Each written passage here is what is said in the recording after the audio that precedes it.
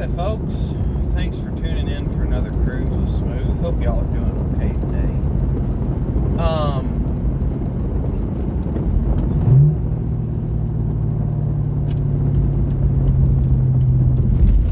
So, a buddy of mine, I've mentioned him on here before, not by name.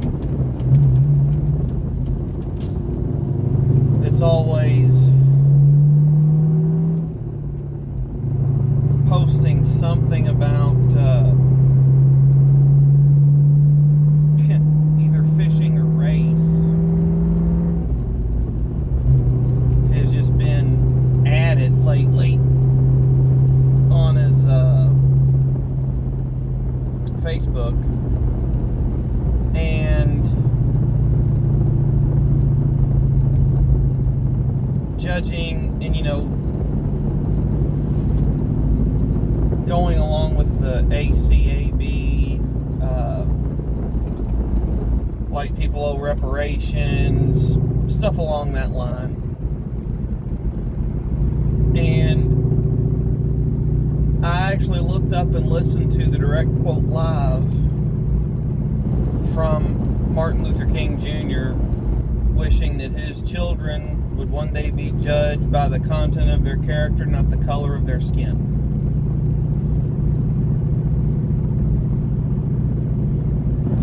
Here's where the breakdown on that, in my opinion. First off, all the racial arguments are kind of silly, in my opinion, because we're all the human race, everyone on the planet. So I think that that's just kind of silly to start out from a racial point of view. Well, they're from Mexico or Africa or Italy or Germany. I think that's just kind of a stupid place to start off. You're starting off with a human being with untold potential for good and evil. You're starting off with a human being that loves people and is loved by people.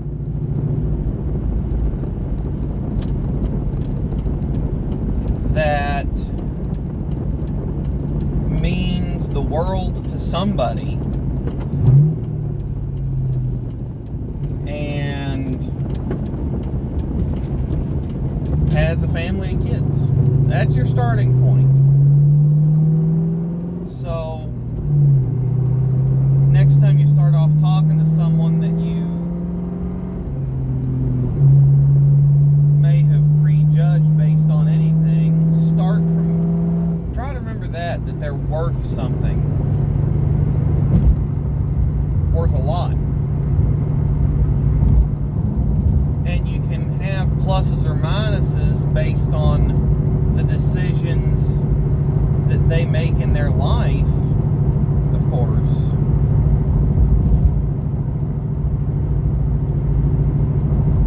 As an example, I'm going to have a very high level of respect for the decisions that someone makes to take care of their family. Whether it's his kids, his parents, his wife, siblings, her, whatever. Her siblings, her parents, her family, her husband. But whenever you do something for someone, even a little something that is somewhat of a self-sacrifice, to do stuff for them. So you get people that are, good parents, there for their kids, providing, taking care of them. I'm going to have a lot more respect for that person than the person who jumped in bed, made the kids, and run off. And left her to sort the problems out, or ran off and left, or ran off with another woman, or isn't a good parent, beats their significant other, kids, makes themselves the priority as far as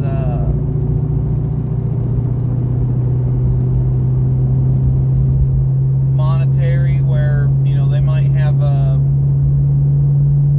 bill get put into collections because they don't make the best financial decisions.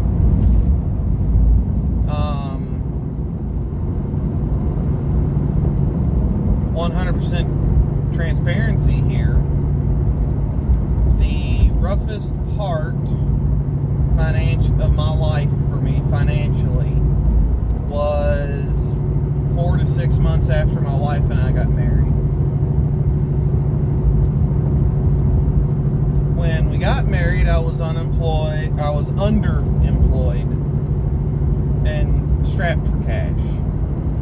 So we had a very cheap wedding.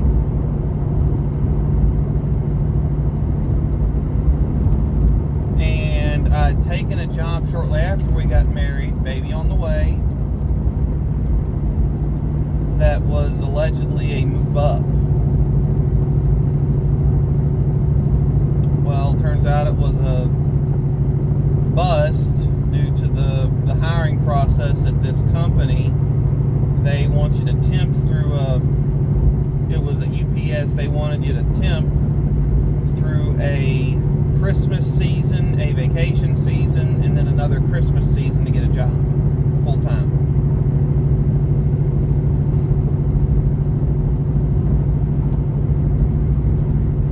Well, so I got let go after that Christmas season. Baby on the way, no job. I was putting in job applications as a full-time occupation. I would go to the library, so I didn't have a internet or computer at the house, I just had my phone. So I went to the library, got on the internet and put in job applications 7 to 10 hours a day. Cruising the internet, looking for places that were within a reasonable driving distance to work for, that paid the kind of money that I needed to support a family.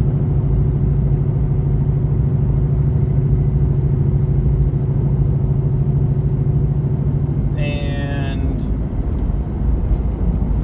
I found a job fair, found a good paying job, and went after it. During that, I was out of work for about 2 months. During that time, there were several times I skipped meals to make sure no one else would have to.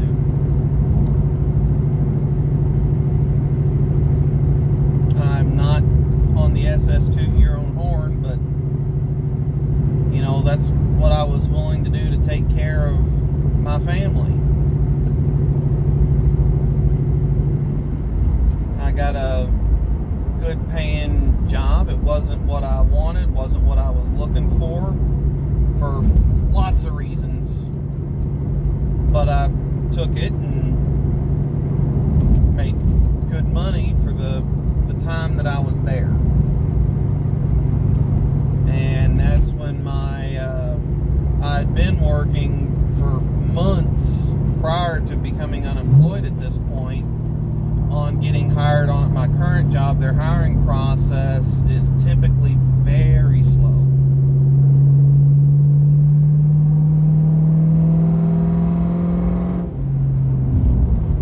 So I had been working on getting on there, and I was at that job I didn't really want but I needed, and I got the phone call and I left.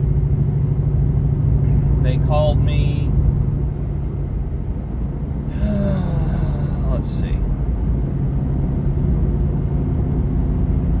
I guess they would have called me on a Tuesday or Wednesday, went up on a Friday for a pre-employment interview. They also The only job I've ever been to where the company itself does a physical and a full medical history check on their premises. They don't shop that out to a local physical therapy or anything. Well, that was on a Friday, early before my shift, and they said there's an orientation class starting on Monday. I tried to get into another class so I could give 2 weeks notice, and they're like, we don't know when that's going to be. And I'm like, I will be here Monday morning at 7 a.m. And so I left, went home, took a short nap, went back to work at 2 o'clock that afternoon, and told them that that would be the last day of my employment because the job I'd been working for years come through.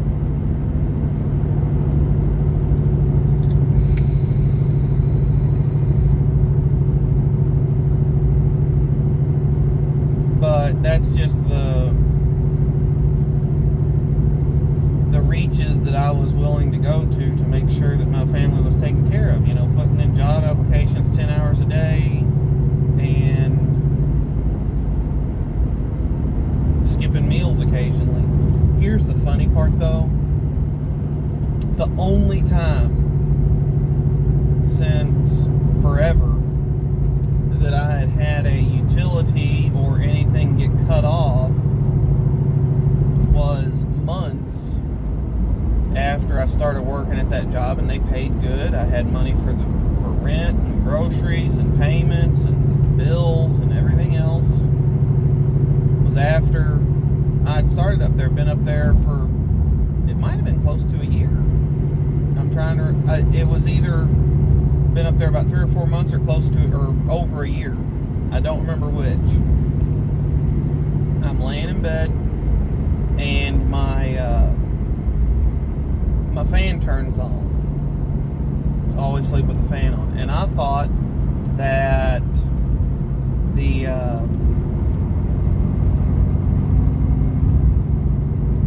we had tripped a breaker, or that we live in a busy city. I thought that someone had hit a power pole, electricity went out. We called them, and our electric hadn't been paid. Get that squared away, they come up and put it back on. And turns out what it was is my son, who was just a little fart at the time, had been checking the mail. We had a mail slot in the house that went through the wall, and so there was a little door on the inside, and all the mail sat there in the mail slot. Well, he had been checking the bills and sticking them in his room, and we didn't know about it. And so the bill, the overdue, and the cutoff were all up in his room. He had only done it just a couple times, but apparently just the right times to get all those.